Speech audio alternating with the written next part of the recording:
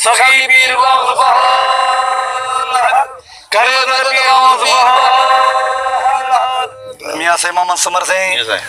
इहो तव्हां ॿुधायो त हीअ मस्जिद ॿुधंदा त 4 हज़ारनि वारी आहे हीअ दरबार नवाबुल औलिया जे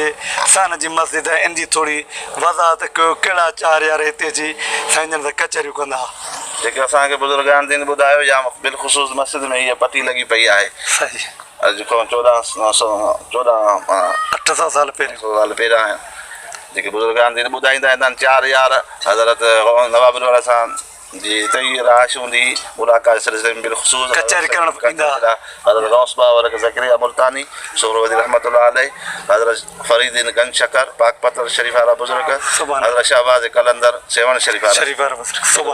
ऐं हज़रत जलालुद्दीन सुरखपुर उच्च शरीफ वारा सैयद बादशाह जेको साईं जन जो ख़लीफ़ो बि आहे ख़लीफ़ो आहे जेको बुख़ारी सादा जेको सरवान आहे हिन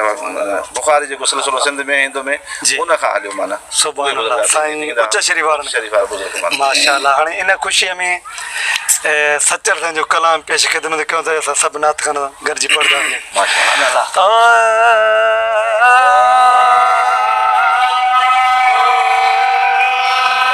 सजण तो ईद कराई बाबा सजण तो ईद कराई बाबा सजण तो ईद कराई नेरन चेतन सारे जी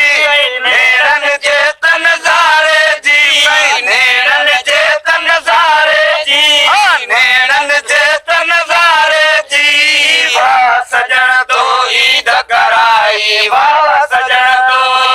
सजण लिठे दिल खुश जाती अड़ी दोस्त लिठे दिल खुश जाती अड़ी दोस्त लिठे दिल खुश जाती अड़ी सारल दवस कवारे जी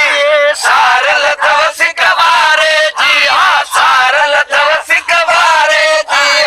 सारल दवस कवारे जी सारल दवस कवारे जी सारल दवस कवारे जी बाबा सजण तो ईद कराई बाबा सजण तो ईद कराई नेरन चेतन सारे जी नेरन चेतन सारे जी नेरन चेतन सारे जी नेरन चेतन सारे जी बाबा सजण तो ईद कराई बाबा सजण तो अखरन में इसरार छुपाया अखरन में इसरार छुपाया अखरन में इसरार छुपाए रियक जल रुख सारे जी रियक जल रुख सारे जी रियक जल रुख सारे जी रियक जल रुख सारे जी रियक जल रुख सारे जी बाबा सजण तो ईद कराई बाबा सजण तो ईद कराई